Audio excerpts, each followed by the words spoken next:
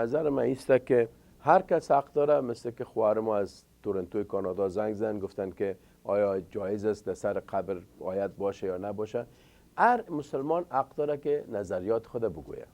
هر مسلمان حق داره که قرآن با دید و بینش خود ببینه. هر مسلمان حق بیان و کلام داره.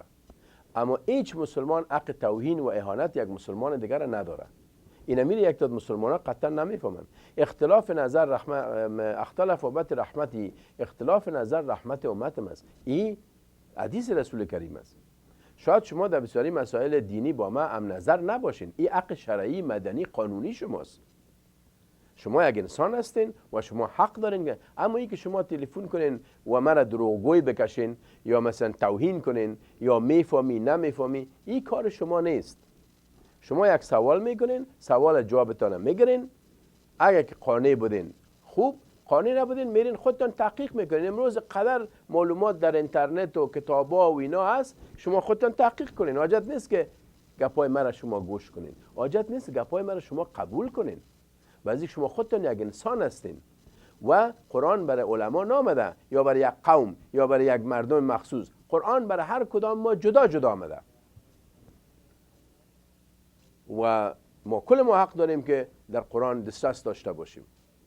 و باز بر بینندگان عزیز خود میگم، کسایی که مخالفم است، شما حق دارین، حق شرعی مدنی قانونی تان است که مخالف ما باشین. چرا نه؟ گوساله و گاو و گوسفند خود نیستین که همی هر چیز که هر کس برتان گفت قبول کنین. خداوند بر شما خودتان عقل داده. اما من ایست یک مسلمان شما حق توهین مرا یا هر برنامه سازی که در اینجا باشه شما ندارین. بعضی شما از راه اسلام میبرین. یک حدیث رسول کریم صلی الله علیه و سلم سید المرسلین خاتم النبیین فخر بنی آدم است که مسلمان اوست که از دست و زبانش مردم در امان باشد. مسلمان آن است که از دست و زبانش مردم در امان باشد. بله بفرمایید. فرید یونس در خدمت شما هستم. السلام علیکم. بله آقای نور السلام علیکم. السلام علیکم جانم بفرمایید. من مخالفت نمی کنم، صرف میخواستم که همه بر شما بگویم اگر زن و مرد، بله، من از نگاه قرآن زن و مرد در خلقت یکی میبینم، بله، با حقوق مساوی. بله، اما اگر زن و مرد با هم یک برابر است، چرا 9 ماه طفل در شکم مادر است، چرا در شکم پدر نمی باشد؟ تشکر. فوت است که گوش کنید، خداوند تعالی ایره گفته. سوالتان نبگوین، سوالتان نبگوین. ما در صورت سوال شما چی است؟ نه برادر محترم، سوال بکنین. من که شما بحث نمیکنم، من که هیچ کس بحث نمیکنم. هر وقتی که بحث میکردین $500 به تلویزیون بتین، پیش از پیش $500 به تلویزیون تحویل کنین. یک روز از ساعت 1:30 تا 3 بجه من همراه شما بحث میکنم. فقط زنگ میزنین، سوالتان مطرح میکنین که من جواب خود بر شما بگویم. در سوره نساء نماتی که شما گفتین بین زن و مرد گفته که من زن و مرد از نفس واحد خلق کردیم. تبعیض دهی است؟ نیست. در سوره بقره میگه که زن لباس مرد است، مرد لباس زن است. اینجا تبعیض است؟ نیست. در سوره آل عمران میگه که من کار هیچ کدام شما را زن باشه یا مرد باشه ضایع نمی کنم. اینجا تبعیض است؟ نیست. زن و مرد از نگاه تکامل، از نگاه خلقت مکمل یکدیگر هستند.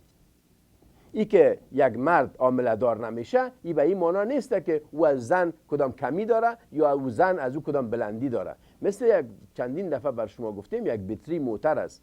این بطری موتر یک طرفش مثبت است، یک طرفش منفی. اگر که هر دو طرف بطری موتر منفی باشه جرقه تولید نمیشه. اگر هر دو طرف بطری موتر مثبت باشه جرقه تولید نمیشه. پس مثبت و منفی در تمام کائنات، منفی و مثبت، میل و فیمیل، مذکر و مؤنث برای تکامل و بر تکامل خلقت است و شمول نباتات.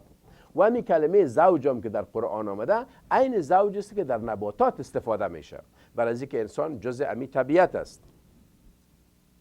ما در هیچ جای قرآن ندیدیم که قرآن و یا رسول کریم صلی الله علیه و سلم در بین مردم کدام تبعیض کرده باشه. این که شما از چند صد سال هم ترکایی فهمیدین این بحث. اما چیزی که ما از شما خوارا برادرای عزیز میخوایم که چی کنم بر شما بگویم که ما اگر بفهمم یک موی بفهمم که در اسلام تبعیض است، من صبح از اسلام بالکل ترک میکنم.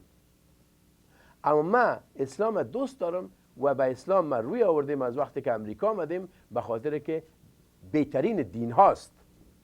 اما شما نفهمیدین، متاسفانه که شما نفهمیدین. من اگر بفهمم که یک موی در اسلام تبعیض و درنگی و درویی است، من صبح از اسلام میبرایم. یک گپ است. گپ دیگه است خوار برادر عزیز که در دکتر یونس شو که زنگ میزنین، من که از شما بحث ندارم. هیچ کس شما کدام من بحث ندارم. اگر بحث میکنین چرا نه؟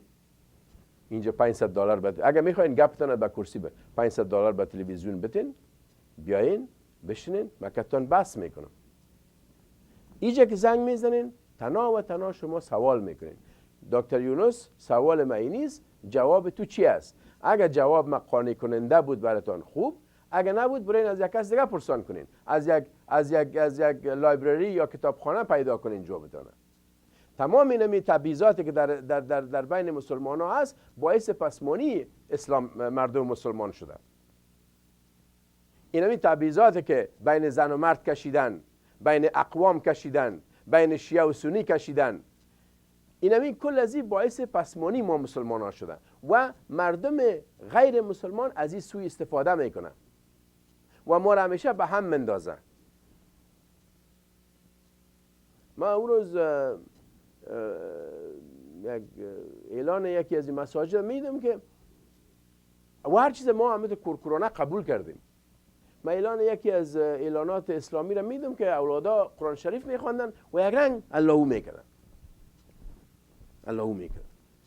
در کجای اسلام و تدریس قرآن آمده که شما که اولادا یا کلانا که در قرآن اذیت میکنن یهودا وار یک رنگ اللهو کنه؟ در کجا هم میآمده؟ اما هیچ کس نیست که نمونه بگه که او برادر اینمی یک کار درست نیست که اولاد ششتا یک رنگ اللهو میکنن. چون امیر اصلاح نمیکنین؟ اینمی یک کار است که از فرهنگ یهودی برای ما آمده، اما امیر اصلاح نمیکنین. و مثل از این صدها چیز دیگر آدم میبینه، اما گفته مادرم یا بابویم اگر بگویی زبان میسوزه، اگر نگویی مغز و استخوان میسوزه. درست اولادا را بشانین، بگوین تو اینال تمرکز کو، فکرت آرام بگی و اذیت کو قرآن، نه ای که اللهو کنی. صدق الله العلی العظیم. سبحان ربک رب العزت عما یصفون و سلام علی المرسلین و الحمد لله رب العالمین. این بود برنامه امروز من در هفته آینده نیستم، انشالله بخیر در مسافرت هستم و من پیش از اینکه به پورتلند آریگون برم از تمام جوانان نازنین ما مسلمان ما که در اوجه برای من خدمت کردن و دعوت کردن و از یونیورسیتی حتی پول گرفتن، من قلباً تشکر میکنم.